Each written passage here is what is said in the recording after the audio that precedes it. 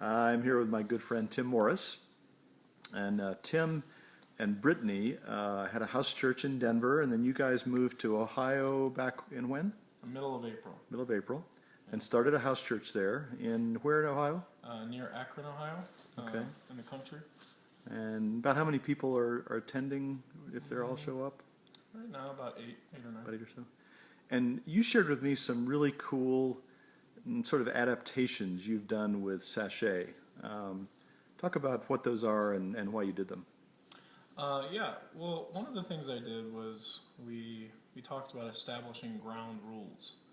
And what we did was when someone checks in, they usually share their emotion. And sometimes when they're sharing a harder one like anger or sadness or something like that, it's common for us to want to draw them out. And we talked about in the group how even sometimes we might want to give advice, and it may not be the best time. There's a time for it. So what we did was we made some ground rules in the beginning, was that there's 3 main options that you can pursue to respond to someone who's checking in. One of them is you can, and basically what we decided, by the way, is if someone shares something and we want to respond to them, the first question we're supposed to ask is, what would you like from us? So you're asking them first instead of just offering.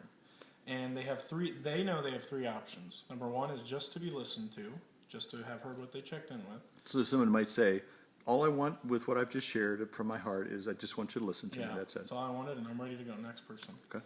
The second one is we could stop right in the moment and we could do some listening prayer or beseeching prayer for them about whatever they shared. Again, a person could request that. I would like you all to listen for me. Yeah. And the third one is actually the idea that you're allowed to give counsel or information or even advice, even though that's not a good word, but that sometimes they want that. Mm-hmm. So they know they have those 3 options, and they know that we're not just hammering out giving it to them until they give us the green light. So we did that, and it was unreal, the power that had. And we didn't even really exercise. We exercised it maybe once or twice in that meeting. But what was most powerful was I saw people be even more vulnerable because they felt safe. And that was really exciting to see. And I felt it within myself as well, to know that if I'm going to share something hard, I'm just not going to get advice. Yeah. One thing you've shared with me is that unsolicited advice almost always feels like emotional violation or emotional abuse. And Christians are famous for that. Yeah. We've got advice or verses or something for every problem. 1 or 2 times in my life. So that really has helped the group know that they're safe to share whatever's on their heart, and that even if they're going to get advice, they're the one that requests it. So that's been really fun. Cool. Now you did another thing. You taught your house church that when somebody checks in, shares their heart, SASHET, then what's the listening part that you do? The restating? Yeah, the restating, right. So this came from I was doing a CO2 with my friend Ryan Kosak, and Ryan and I in our CO2, every time we checked in, we'll restate in our own words what they said. So it's very brief. He might have 3 emotions. I'm angry, I'm sad, I'm excited. And it may take him 15 minutes to explain it. I'll restate it in my own words in maybe a minute. Mm-hmm. Well, I found that Ryan and I really felt connected when we were doing that. And the discipline was, if we heard them well, if we restated what they said well, they would tell us, "You have heard me." And there's something that just connects with the heart. It's sort of a feedback loop, really. Yeah. Somebody's heard you, not just... Yeah. And the funny thing was I realized I wasn't always listening well. And so it helps my marriage, too. Yeah. But so that really helped me feel connected to him, and it helped me be present with myself.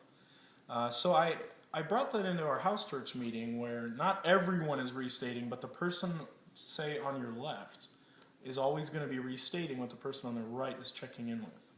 And so that was really powerful too, and I was actually surprised because I was a little iffy to see if they'd want to do it, because it's a little more advanced stuff. And we did a round to debrief after that meeting, and they were all like ecstatic about it.